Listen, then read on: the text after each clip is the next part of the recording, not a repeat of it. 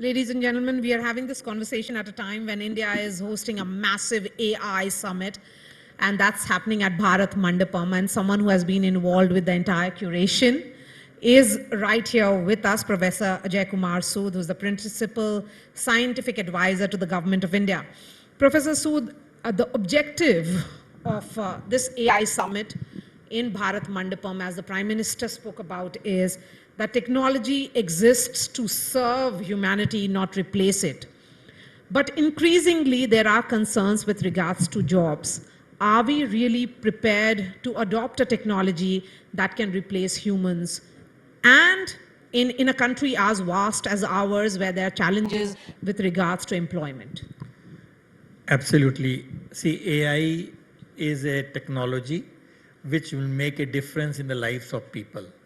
But the concern which you raised about losing jobs, what we have to see is that some jobs will go out of place, which is the lower end jobs like coding and so on, but a large number of jobs will be created. For example, in AI, human has to be in the loop. So a lot of jobs for auditing, for example, will get created.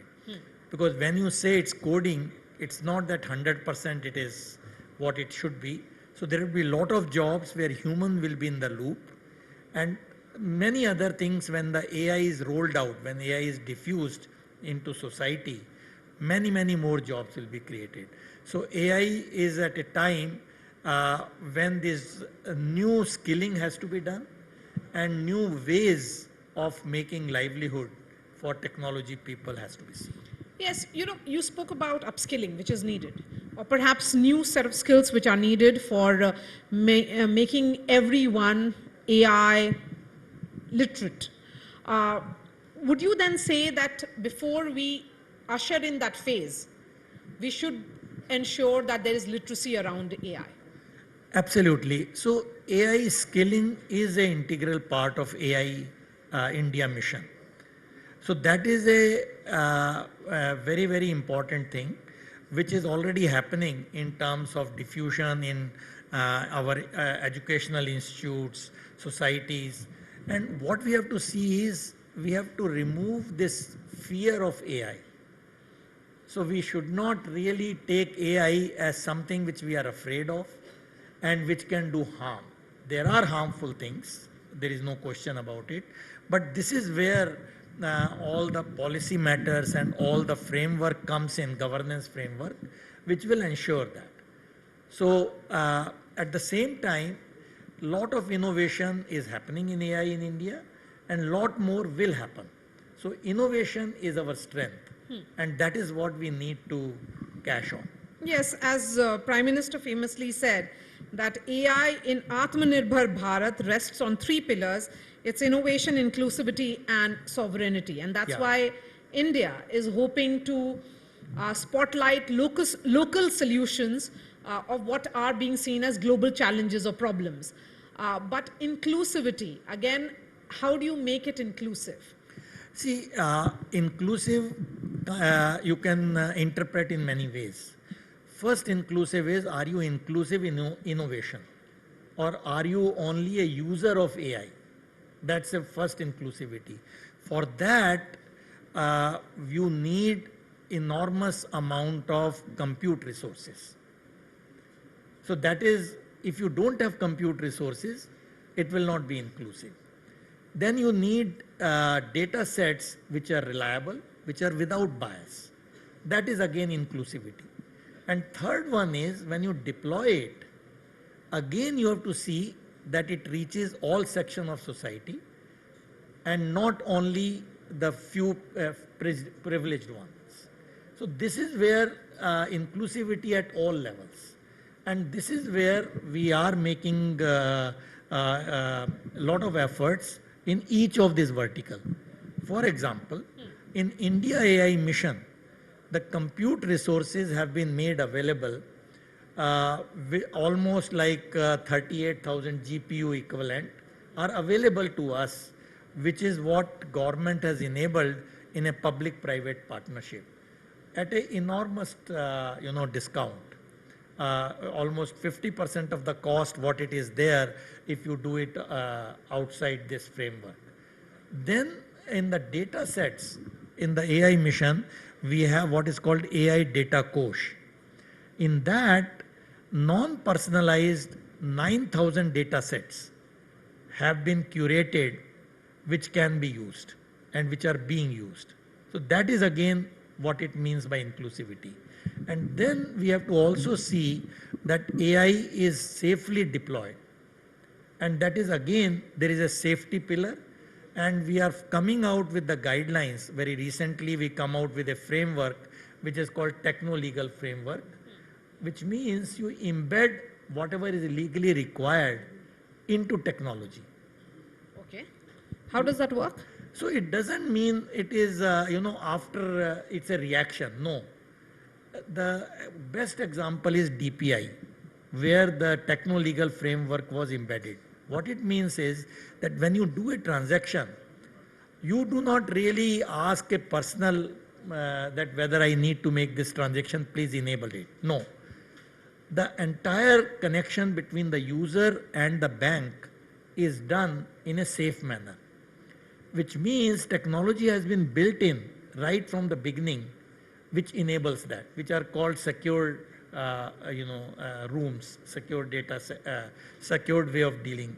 Similar thing we have to do in AI, because when AI wants to use your data, personalized data, respecting DPDP Act, or non-personalized data, we have to make sure that there are no irregularities.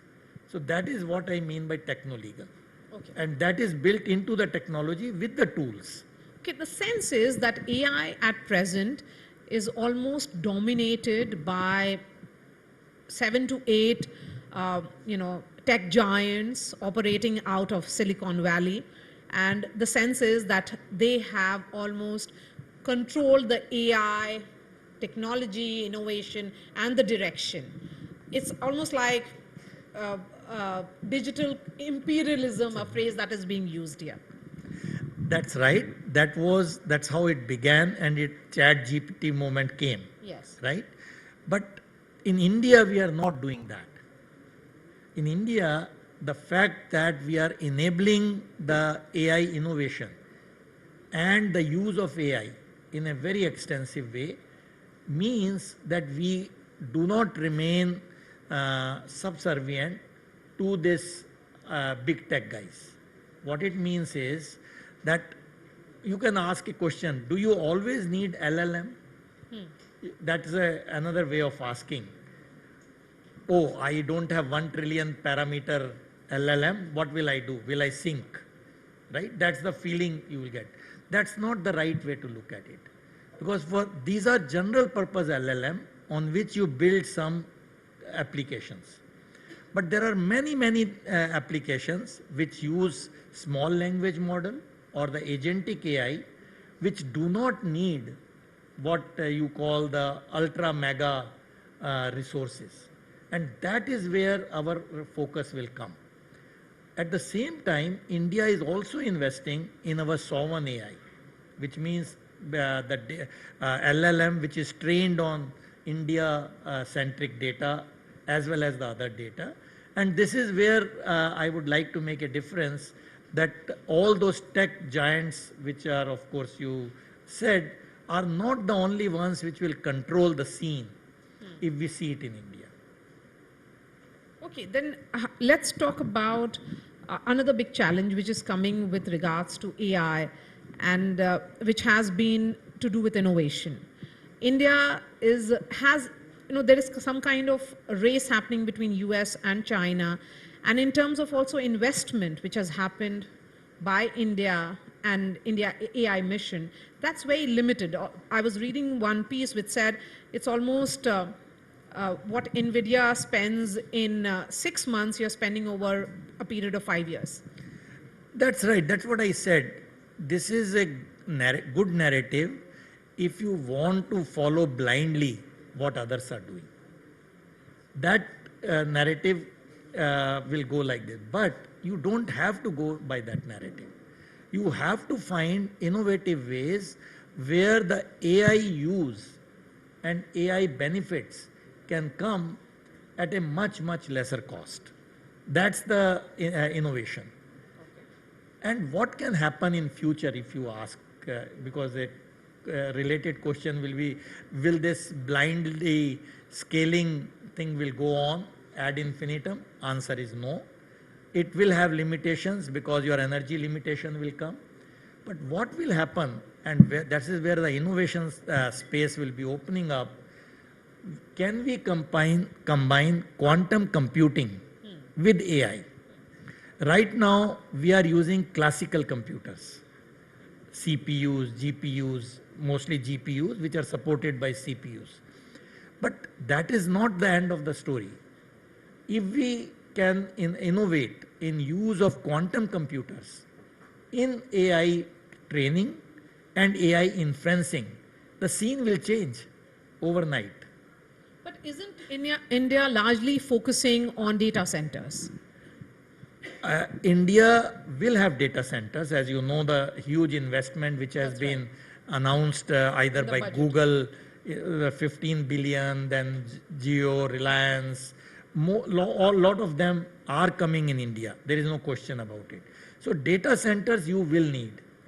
There is no question. You have to only see how do you make it sustainable. How do you make sure that the energy and the water requirement do not dwarf the other needs? And this is where the strength of India can come, because India has done very well in renewables. As you know, we already have 180 gigawatt of renewables and more is coming. So this is where India can have an advantage. Let's focus on regulation now. What is the way forward here? So this is a very important aspect of AI, safe AI. So right from the beginning, we were very conscious of this.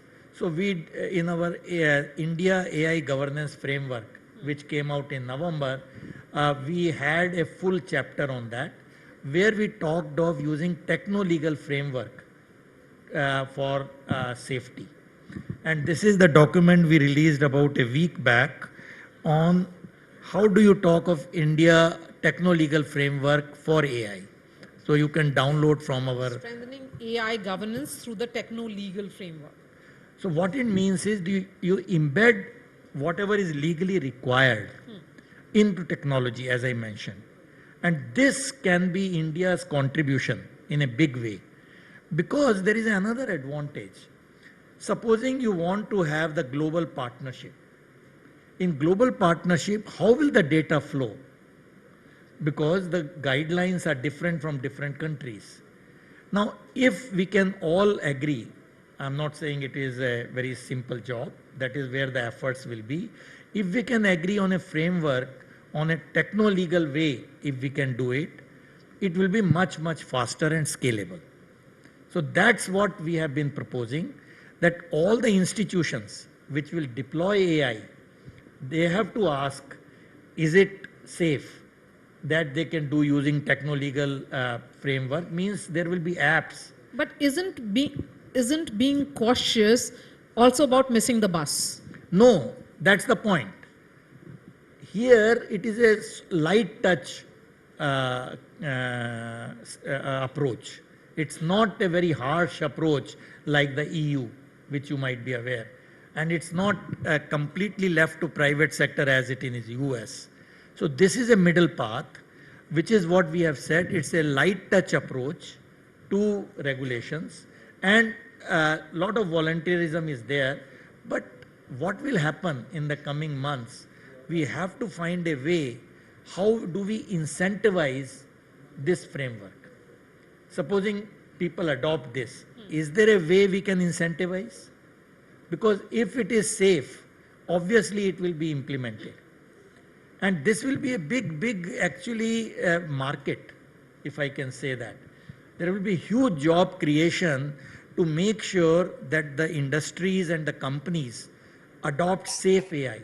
Otherwise, there will be litigations all over the place.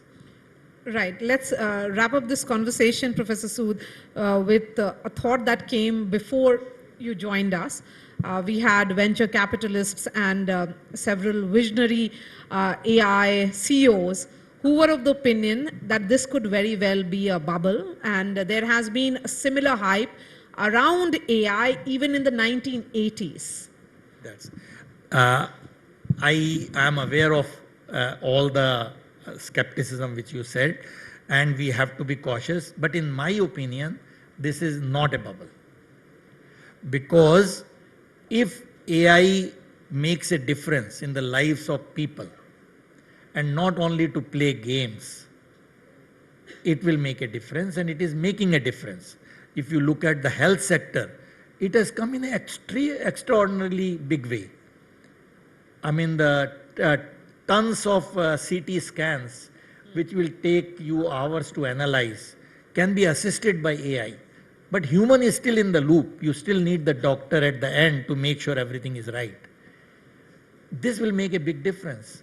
If you look at agriculture and if you can make sure the benefits reach the farmers, because we have now Agri-Stack, as you know, India has Agri-Stack, where all the data from the farmers, all the animal data, everything is there on Agri-Stack and on the other platform.